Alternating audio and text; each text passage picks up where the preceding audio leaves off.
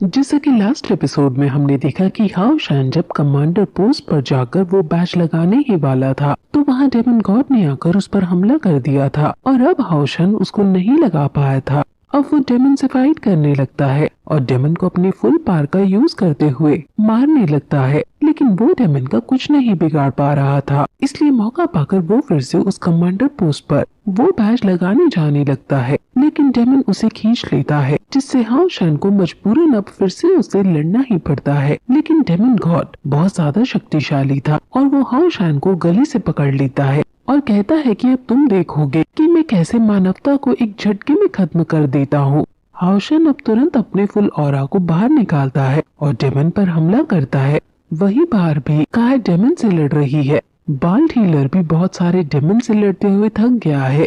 Warrior वैंग भी bridge पर खड़ी है और कई सारे डेमन्स को मार चुकी है, लेकिन फिर भी वहाँ डेमन आते जा रहे हैं। लिनजेन और लीजेन भी जो कि अंडरग्राउंड थे वो बाहर जैसे ही आते हैं वहाँ उनके पीछे डेमन आ जाता है जो छुपा हुआ था। चेरी जो कि डेमन का रूप बनाकर हाओ शान के पास जा रही थी, उस पर वैंग एनजाओ ही डेमन समझकर हमला कर देता है। वो तो अच्छा है कि लास्ट टाइम पर चेरी इनविजिबल हो जाती है। वह डेमन बेयर हर तरफ तबाही मचा रहा है और डेमन लाइन मिस्टर जियाजी से लड़ रहा है और कहता है कि तुम अभी तक तीन डेमन गॉड के आगे टेक पाए, तुम्हारी दाद देनी पड़ेगी। लेकिन अब तुम में कितनी स्ट्रेंथ बची है, 30% या 40%? अब तुम कैसे बचोगे? मिस्टर जियाजी डेमन लाइन से लड़ रहे हैं, लेकिन वो बहुत ज्यादा थक चुके हैं और घायल भी हो गए हैं और कहते हैं कि मेरी स्ट्रेंथ चाहे 30% बची हो, मैं फिर भी तुम्हें मार दूंगा। वो उस पर हमला करने जाते हैं, लेकिन डेमन गॉड उसका अटैक एक ही झटके में रोक देता है और उस पर काउंटर अटैक करता है। उनमें बहुत ज्यादा लेवल की फाइट हो रही है और इसमें डेमन लॉर्ड हमें जीतते हुए नजर आते हैं। अब डेमन यहाँ पर जीत रहे हैं और सभी को समझ आ जाता है कि इस जगह पर डेमन्स का कब्जा होने वाला है। वहीं अब जो कमांडर है वो डेमन गॉड पेयर से लड़ने की कोशिश करता है, क्योंकि उसके लोग इसके द्वारा मारे जा रहे हैं और वो खड़ा खड़ा देखने के अलावा कुछ नहीं कर पा रहा है। उसे काफी ज्यादा बुरा लग रहा है। डेमन गॉड पेयर इंसानों को चींटियों की तरह कुचल दे रहा है और डेमन लॉर्ड का एक अटैक कमांडर की तरफ भी आता है और कमांडर उसे भी बचाने की कोशिश नहीं करता, लेकिन तभी वहाँ जियायू आकर कमांडर को बचा लेता है और उनसे कहता है कि आप ऐसे नहीं कर सकते, जल्दी वहाँ से हटो।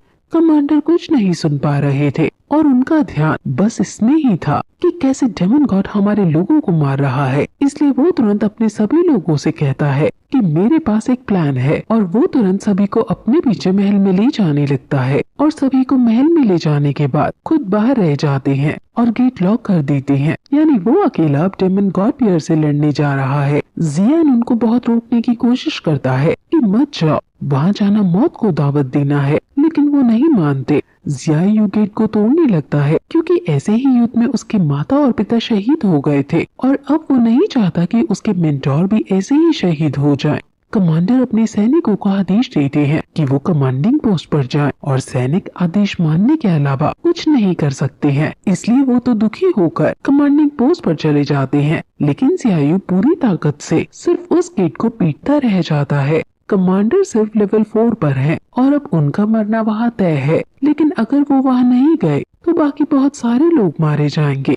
कमांडर तुरंत बहुत सारे जो वहाँ पर एरो शूट करने का धनुष है उन पर एरो चढ़ा देते हैं और डेमन गॉड पर मारने लगते हैं। डेमन गॉड इससे घायल हो जाते हैं और वो गुस्से में फिर कमांडर पर हमला करता है। कमांडर उससे बचते हुए आगे वाले धनुष पर जाता है और एक तीर उसको मार देता है। वहीं जियान अपनी आर्मर को पहनकर डेमन गॉड से लड़ रहा है, लेकिन डेमन गॉड अपनी ट्रिक से उसके आर्मर को भी तोड़ देते हैं और उसको अपने जाल में फंसा देते हैं। हाओ शान अब उसके जाल में फंसा हुआ दर्द से कराने लगता है और डेमन गॉड उसे मारने के लिए आगे आता है और कहता है कि मैं तुम्हारे साथ खेलते हुए थक गया हूँ, इसलिए अब तुम चैन की नींद सो जाओ। वो उस पर अपने अटैक को छोड़ देता है और वो अटैक उसको लगने ही वाला होता है कि तभी वहाँ गाओ यिंगजी आ जाता है और हाओ शान को बचा लेता है। गाओ यिंगजी हाओ शान से भी ज्यादा ताकतवर है और वो कहता है कि अभी लड़ाई खत्म नहीं हुई है, वो तुरंत डेमन गॉड पर हमला कर देता है, लेकिन डेमन गॉड उसकी तलवार को सिर्फ अपनी 2 उंगलियों से रोक देता है। लेकिन तभी गाओ यिंगज़ी सिल्वर बार को अपनी एक्टिवेट कर देता है, जिससे उसकी स्ट्रेंथ बहुत ज्यादा बढ़ जाती है। डेमन गॉड भी उसके सिल्वर बॉडी ट्रांसफॉर्मेशन को देखकर हैरान है, लेकिन वो कहता है कि अब तुमसे लड़ने में और तुम्हें मारने में और ज्यादा मजा आएगा। दोनों में आइकॉनिक लेवल की फिर से फाइट होने लगती है। वहीं बाहर अब बाल हीलर अपने एक्सट्रीम लेवल पर आ गया है और वॉरियर वैंग भी एग्जॉस्ट हो चुकी है। यांग वैंगज़ाओ तो अपनी ही फियांसी यानी चेरी पर हमला करने के लिए जा रहा था और लिन सेन को अपने पीछे से आने वाले खतरे के बारे में नहीं पता।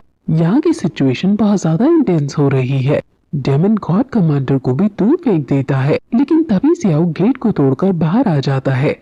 मिस्टर जियाजी डेमन लॉर्ड लायन से लड़ कर थक गए हैं और वो बहुत ज्यादा कमजोर पड़ रहे हैं। सैनिक बेरहमी से मारे जा रहे हैं और यहाँ की बिल्डिंग भी कमजोर हो रही है।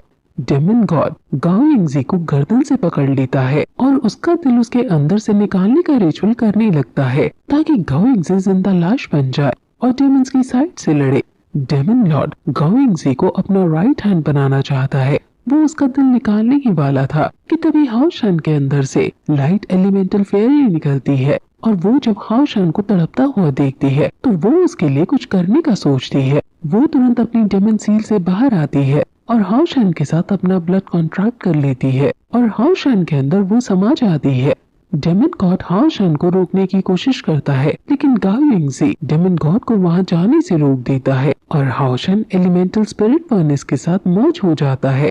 गाओ यिंगज़ी मौका पाते ही डेमन के ऊपर अपनी शील्ड लगाता है और उसे फ्रीज कर देता है और फिर तुरंत हाओ शन कमांडिंग पोस्ट पर जाकर इस बैच को लगा देता है। बाहर की सिचुएशन ऐसी है कि बाल हीलर को डेमन ने पकड़ लिया है। वॉरियर वैंग भी अब हार रही है और सारे डेमन हंटर ग्रुप अब मरने ही वाले हैं। जियाओ कमांडर की लाश को लिए है और उसका मातम यानी दुख मना रहा है। जैसे ही हाओ शन बैच को लगाता है, डेमन उस पर अपना अटैक कर देता है, लेकिन हाओ शन और डेमन के बीच गाओ यिंगज़ी आ जाता है और वो अटैक गाओ यिंगज़ी के आर पार हो जाता है। कमांडिंग पोस्ट अब एक्टिवेट हो जाती है और उसके अंदर से बहुत बड़ी लाइट निकलती है। डेमन गॉड ये देखकर शॉक हो जाता है, क्योंकि ये चीज projection of divine throne of protection in mercy है। हाओ शन इस डिवाइन थ्रोन के ऊपर जाता है और थ्रोन पर बैठ जाता है और इस थ्रोन के पार को पूरे एरिया में फैला देता है। इससे पूरे एरिया में लाइट आ जाती है और जितने भी यहाँ सैनिक हैं वो सब डेमन की स्पॉट से उनके अटैक से इम्यून हो जाते हैं, यानी अब डेमन्स के अटैक का उन पर कोई असर नहीं पड़ेगा। अब डेमन इनको टच भी नहीं कर पा रहे हैं और सैनिक बड़े से बड़े डेमन को मार दे रहा है। डेमन हंटिंग ग्रुप भी अब इम्यून होकर इन सभी को मारने लगता है और डेमन गॉड लायन जब मिस्टर जियाजी को मारने ही वाला होता है तो मिस्टर जियाजी पर उसके अटैक का कोई असर नहीं होता। वो समझ जाते हैं कि हाओ शन वहाँ तक पहुँच गया है। बॉल हीलर भी अब वहाँ के सभी डेमन्स को अकेले ही मारने लगते हैं। बाकी सभी हाओ शन के दोस्त भी अपने अपने साइड के डेमन्स को मार डालते हैं।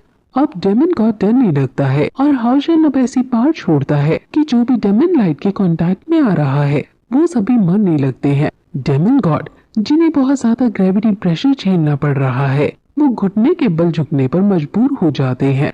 डेमन गॉड जब उठने की कोशिश करते हैं तो हाओ शन और ज्यादा वहाँ ग्रेविटी प्रेशर छोड़ देता है।